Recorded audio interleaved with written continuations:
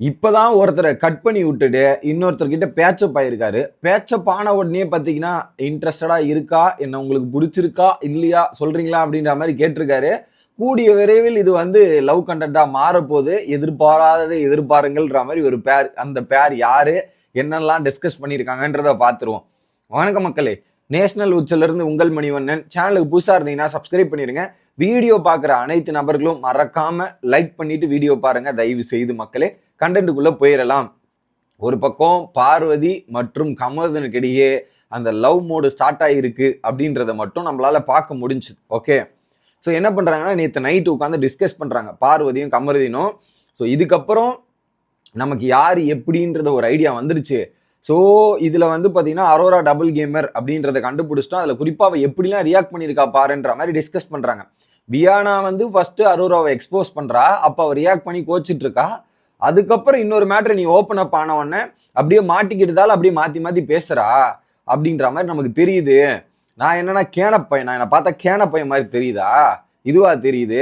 எப்போ வேணாலும் அந்த கத்தி என்ன வேணாலும் திரும்பி அடிக்கிறதுக்கான வாய்ப்பு இருக்கு. ஸோ இதுக்கப்புறம் அரோராவோட ஃப்ரெண்ட்ஷிப் அப்படியே கட் பண்ணி தூக்கணும். ஃப்ரெண்ட்ஷிப் அவக்குள்ள எந்த பாண்டிங்குமே வச்சுக்கூடாது.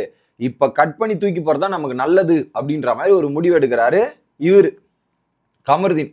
உடனே பார்வதி என்ன சொல்றாங்க, என்ன பண்றது, கொஞ்சி கொள்ளாவிட்டு இருந்தீங்க, இதெல்லாம் பண்ணிட்டு இருந்தீங்க அப்படிதானே, நானும் பார்த்துட்டு தான் இருந்தேன் என்னெல்லாம் நடக்குதுன்ற மாதிரி பார்வதி சொல்ல, என்ன மச்சான் பொசசிவ்னஸ் உனக்கு பொசசிவ்னஸ் இருக்கா? ஃப்ரெண்டா இருந்தாலும் பொசசிவ்னஸ் வரதானே செய்யும் அப்படின்ற மாதிரி கமருதீன் ஒரு பாயிண்ட்ல சொல்றாரு. உடனே பார்வதி என்ன கேட்குறாங்க, நான் உன்னை ஃப்ரெண்டா பார்த்தனா?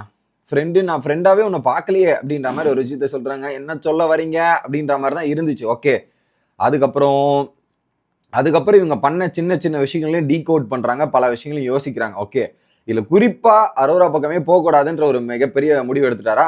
அடுத்து பிக் பாஸ் வீட்டார் வந்து இப்ப நான் அந்த பிக் பாஸ் வீட்டுக்கு சப்போர்ட்டா இருக்க மாட்டேன்றது அவங்களுக்கு எல்லாமே தெரிஞ்சிருச்சு. அதனாலதான் நேத்து டாஸ்க்ல வந்து பாத்தீங்கன்னா என்ன அந்த கத்தியில குத்திட்டாங்க, இதெல்லாம் பண்ணிட்டாங்க.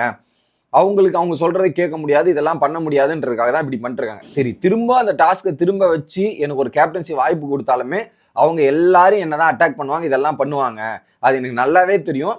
அதனால நான் பல பேரோட முகத்திரையை கிழிச்சு விட்டுருக்கேன். அதனால எனக்கு ஒரு விதமான சந்தோஷம் இருக்கு அப்படின்றத சொல்றாரு. ஸோ அவரு அந்த கனியன் கோ கேங்க முகத்திரையை கிழிச்சு விட்டதால ரொம்ப ஜாலியா இருக்கேன்ற மாதிரி ஒரு விஷயத்த இருக்கு. இதுக்கு நடுவுல சபரி வந்து ஒரு பக்கம் ஆதிரை கிட்ட ஒரு அட்வைஸ் பண்ணிருக்காரு. என்னன்னா, இங்க பாருங்க, நீங்க ரூல்ஸ் எல்லாம் பிரேக் பண்ணாத ஆதிரை, நீ வந்து மைக்க மாட்டிட்டு பேசுறது, லிப் மூவ்மெண்ட் பேசுறது, இதெல்லாம் ரொம்ப ரொம்ப தப்பு.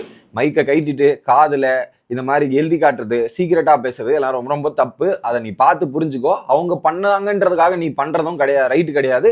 தப்புன்ற ஒரு ஸ்ட்ரிக்டான வார்னிங்குமே ஆதிரிக்கு இங்க சபரி கொடுக்கறத நம்மளால பார்க்க முடிஞ்சு. ஓகே, அடுத்து இன்னொரு விஷயத்தையும் கமருதீன் சொல்றாரு பார்வதி கிட்ட. என்னன்னா, இங்க பாரு, நீ ரியாக்ஷன் காட்டுறல, ஒரு சில ரியாக்ஷனை வந்து நீ மாத்திக்கோ. அந்த ரியாக்ஷன் காட்டுறது பாக்குறதுக்கு நல்லா இல்ல, இதெல்லாம் வந்து சரியாவே இல்லை மச்சான், அதை மட்டும் மாத்திக்கோ, சரியா இல்லை பாரு அப்படின்ற மாதிரி சொல்றாரு.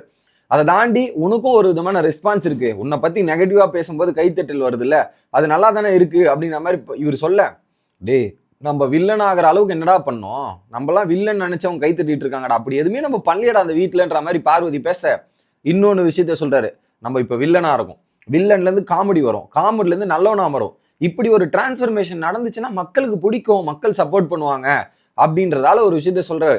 ஒருவேளை இதுதான் அவருடைய ஸ்ட்ராட்டஜியா இருக்குமோ, இப்போதைக்கு நான் வில்லன், பொறுமையா நல்லவனா மாறுறேன், அதை மக்கள் அக்செப்ட் பண்ணி ஏத்துப்பாங்க, எனக்கு ஓட்டு போடுவாங்க, அதனால நான் இப்படி பண்றேன்ற மாதிரி ஒரு பிளானோட வந்திருக்காரோ. ஏன்னா அப்படிதான் சொன்னாங்க வாரமே, வில்லன் ரோல் தான் எடுக்க போறேன், அதுக்கேற்ற மாதிரி பிளான் பண்ண போறேன்னு யோசிச்சுட்டு இருந்தார்ல, அந்த மாதிரி தான் சொல்லிட்டு இருக்காரு. பார்ப்போம்.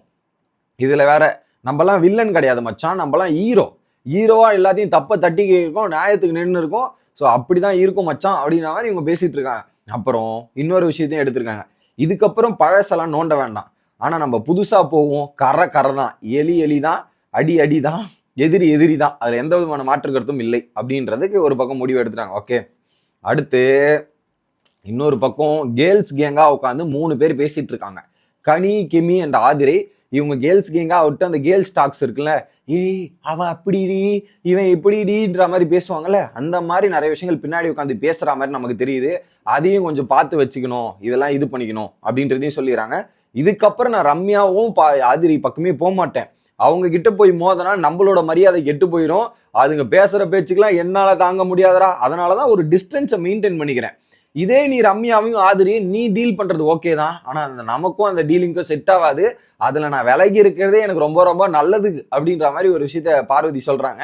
தெரியும் நீங்க முத நாளே அவங்க போனா அவங்க வச்சு செஞ்சிருவாங்கன்றதுல பேக் அடிக்கிறதுல கரெக்ட் தான். அடுத்து அந்த கல்யாணம் மேட்ரு என்ன சொல்றாங்கன்னா, ஸோ அந்த கல்யாண மேட்டரை பத்தி இவங்க பேசுனது இதெல்லாம் பண்ணது வந்து கொஞ்சம் கேவலப்படுத்தி இதெல்லாம் பண்ணியிருக்காங்க.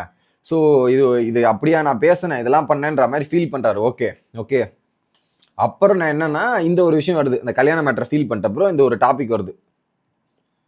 எனக்கு உன்னை பிடிச்சிருக்கு அப்படின்ற மாதிரி சொல்றாரு. யாரு? பார்வதி கிட்ட எனக்கு உன்னை பிடிச்சிருக்கு, உனக்கு என்ன பிடிச்சிருக்கான்ற மாதிரி கேட்கிறாரு.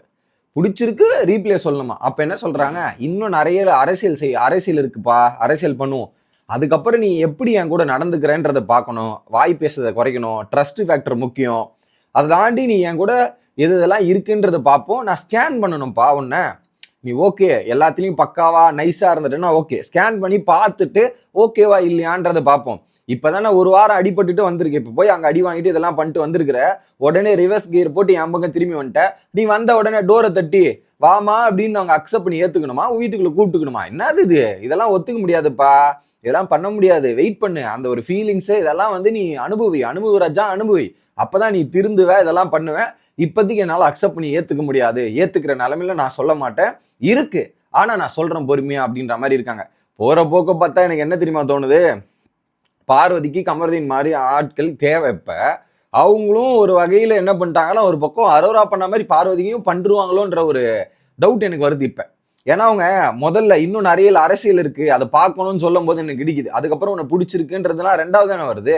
அப்ப அரசியல் இருக்குன்னு முதல்ல வரும்போது ஸோ நம்மள 2-3 பேரை நம்மளால டீல் பண்ண முடியாது, ஆனா இவன் பயங்கரமா இல்லைங்க டீல் பண்றான், இப்படி போய் அவன் டீல் பண்ணானா நம்ம பக்கம் நெகட்டிவ் பெருசா வராது, டீல் பண்றவனுக்கு தான் நெகட்டிவ் வரும், அதனால அவனை வச்சு மூவ் பண்ணிக்கலாம் அப்படின்ற மாதிரி யோசிக்கிறாங்க போல இருக்கு. இன்னொரு பக்கம் கமருதீன் இதை வந்து சீரியஸா எடுத்துட்டு போறாரு. ஒரு பக்கம் நம்ம மத்ததெல்லாம் வெளியே போய் பேசிக்கலாம் மச்சான், உள்ள இருக்கிறது உள்ள பார்ப்போம், அதர் திங்ஸ் எல்லாம் வெளியே போயிட்டு அந்த ஃபியூச்சரை பத்தி அங்க போய் யோசிக்கலான்ற மாதிரி அவரு ஒரு பக்கம் இருக்காரு. ஸோ இதுல கமருதீன் திரும்ப பார்வதி கிட்ட ஏமாற போறாதா இல்ல தப்பிக்க போறாரான்றதை வெயிட் பண்ணி பார்க்கும். அதுவரையும் நீ வந்து பிரேக்கப் துயரத்துல இருங்க, மற்றதெல்லாம் நாளைக்கு பேசிக்கலாம், இதெல்லாம் பேசிக்கலாம் அப்படின்றதையும் சொல்லிடுறாங்க பார்வதி.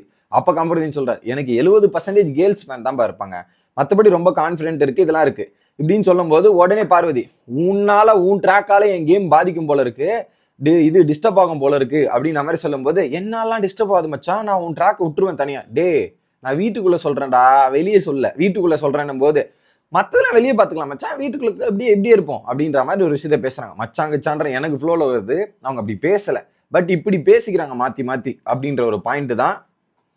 ஸோ இதுல இவங்க 2 பேரும் அடுத்து மற்றவங்களை அட்டாக் பண்ண போறாங்க, காலி பண்ண போறாங்கன்றதுல ரொம்ப தீவிரமா இருக்காங்க. இதுல இவங்களுக்குள்ள ஒரு லவ் வேவ் ஸ்டார்ட் ஆயிட்டு இருக்கு. ஸோ பார்வதி இன்ட்ரெஸ்டட் கமருதீன் அப்படின்றதுல மாற்றுக்கிறதே கிடையாது. பல இடத்துல கமருதீன் பார்வதியை ட்ரை பண்றேன்னு சொல்லிட்டாங்களே, ஆனா உண்மை என்னன்னா பார்வதி தான் கமருதீனை ட்ரை பண்ற மாதிரி நம்மளால விஷுவல்ஸ் பார்க்க முடியுது. ஒரு பக்கம் கமருதீனும் இன்ட்ரெஸ்டடா இருக்காரு அப்படின்றது பார்ப்போம். இதாவது உண்மையா பொய்யா அப்படின்றது போக போக தெரியும். உங்களுக்கு என்ன தோணுதோ கமெண்ட் செக்ஷன்ல சொல்லுங்க. Bye guys.